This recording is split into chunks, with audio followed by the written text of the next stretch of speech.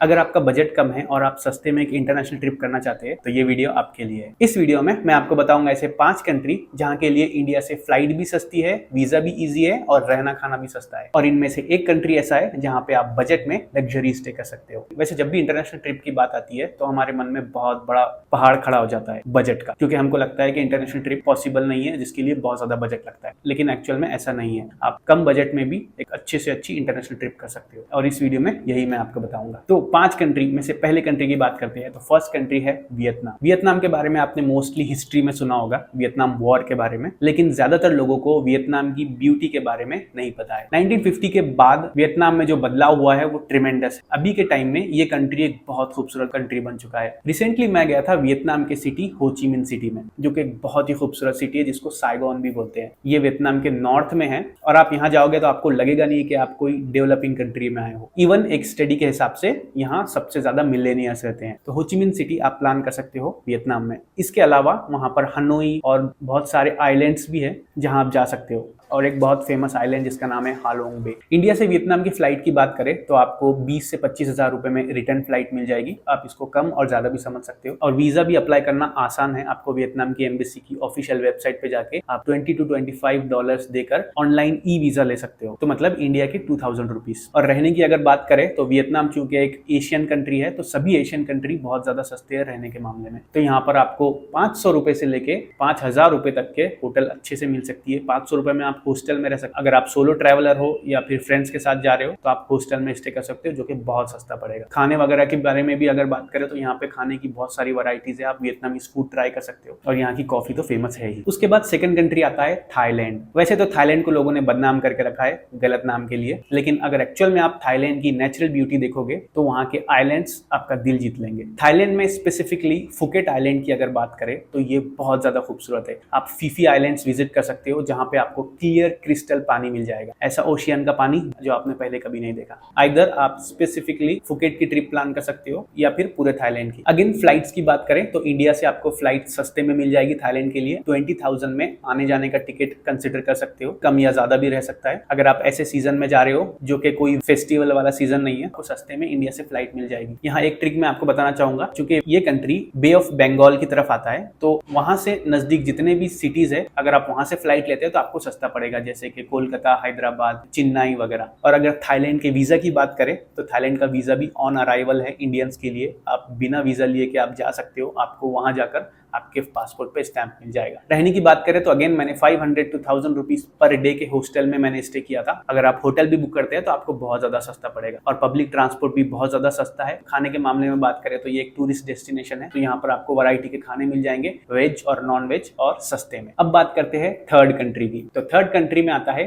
Malaysia. इसका नाम तो बहुत ज्यादा आपने सुना ही होगा, ये क्वाइट फेमस भी है और मैंने रिसेंटली स्टे किया मलेशिया में 20 डेज के लिए। और मैं आपको बताऊं कि मलेशिया एक अफोर्डेबल लग्जरी है, मतलब आप बहुत कम बहुत सस्ते में लग्जरी स्टे के मजे ले सकते हो। ये एक बहुत फ्रेंडली कंट्री है, यहाँ पर लोग भी बहुत अच्छे हैं। आपको बहुत सेफ फील होगा अगर आप फैमिली के साथ भी जा रहे हो तो। इवन आपको यहाँ पर 5 स्टार होटल 4000 to 5000 रुपीज में आराम से मिल जाएगी विद बेस्ट व्यू। आप यहाँ पर एयरबीएनबी से भी बुक कर सकते हो। इवन मैंने जितने भी कंट्री अभी बताए हैं वहां पर आप एयरबीएनबी से होम स्टे बुक कर सकते हो, जो कि आपको कॉस्ट इफेक्टिव रहेगा। इंडिया से मलेशिया की फ्लाइट की बात करें तो मैं गया था कुआलालंपुर, जो कि वहां का एक फेमस और मेन सिटी है। तो आपको फ्लाइट पड़ जाएगी 20,000 to 25,000 रिटर्न। वैसे आप कोई भी इंटरनेशनल ट्रिप प्लान करते हो एशिया में तो 20,000 आप पकड़ के चल सकते हो रिटर्न फ्लाइट का। अप्रोक्सीमेट ऑन एन एवरेज इसी के आसपास आपको फ्लाइट के टिकट के कॉस्ट मिल जाएंगे। अगेन फूड की बात करें तो आपको वेज नॉन वेज दोनों फूड मिल जाएंगे और वो भी बहुत सस्ते में। और यहाँ का पब्लिक ट्रांसपोर्ट भी बहुत सस्ता है, जहाँ पे आप मेट्रो सिटी बस का यूज करके पूरे सिटी में कहीं भी आप ट्रेवल कर सकते हो। इवन आप एक सिटी से दूसरी सिटी भी आप फ्लाइट भी ले सकते हो और बस से भी जा सकते हो। और मलेशिया के वीजा की बात करें तो इंडियंस के लिए मलेशिया का वीजा फ्री है।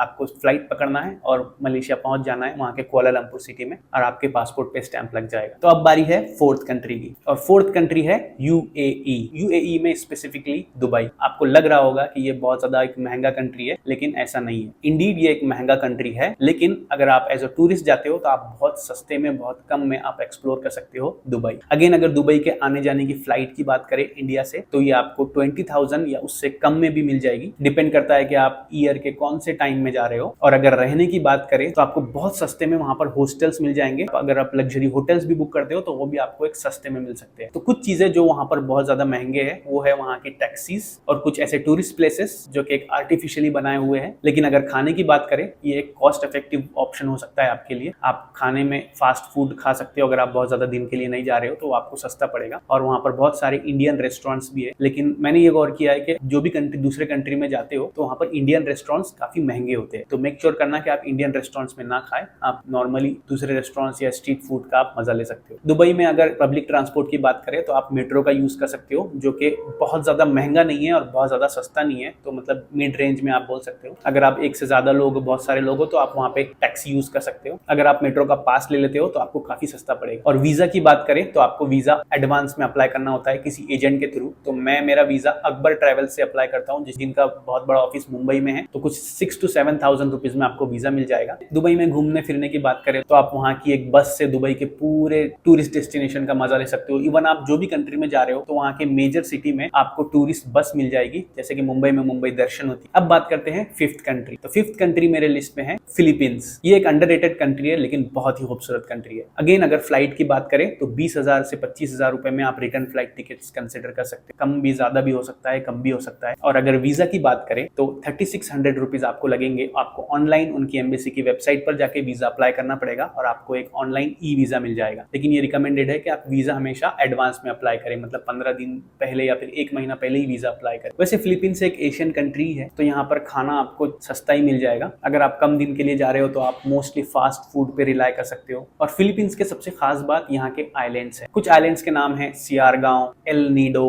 कोरॉन, बोरोके वगैरह। एक्चुअली फिलीपींस को कंट्री ऑफ आइलैंड्स ही बोला जाता है। तो अगर आप बीच लवर हो, आपको आइलैंड्स बहुत ज्यादा पसंद है तो फिलीपींस आपके लिए बेस्ट डेस्टिनेशन हो सकता है। रहने की अगर बात करें तो जो आइलैंड्स पे अगर आप जाओगे तो आपको थोड़ा महंगा पड़ सकता है, लेकिन फिर भी आप बहुत सारे कॉस्ट इफेक्टिव स्टे ढूंढ सकते हो। जैसे आप अगर फ्रेंड्स के साथ जा रहे हो तो हॉस्टल वर्ल्ड से आप हॉस्टल्स बुक कर सकते हो, शेयरिंग रूम्स बुक कर सकते हो और होटल्स भी आपको मिड रेंज में मिल जाएंगे। मेक श्योर करना कि आप कोई भी कंट्री में कोई भी सीजन में नहीं जा रहे हो, आप ऑफ सीजन जाना चाहिए अगर आपको बजट में कोई भी इंटरनेशनल ट्रिप करना है। तो जैसे अगर क्रिसमस पे आप अगर ये कंट्रीज जाते हो तो आपको बहुत महंगा पड़ सकता है, क्योंकि वेस्टर्नर्स जैसे अमेरिकन, यूरोपियंस वगैरह ये लोग आते हैं एशियन कंट्री में अपनी छुट्टियां मनाने के लिए, जिसकी वजह से होटल के प्राइसेस बहुत ज्यादा महंगे हो जाते हैं और सब कुछ बहुत ज्यादा महंगा हो जाता है। तो ये थे 5 कंट्री जहां आप इंडिया से जा सकते हो और छुट्टियां मना सकते हो बहुत कम बजट। अगर आपको वीडियो पसंद आया है तो मेरे चैनल को सब्सक्राइब कर देना एंड मिलते हैं नेक्स्ट वीडियो।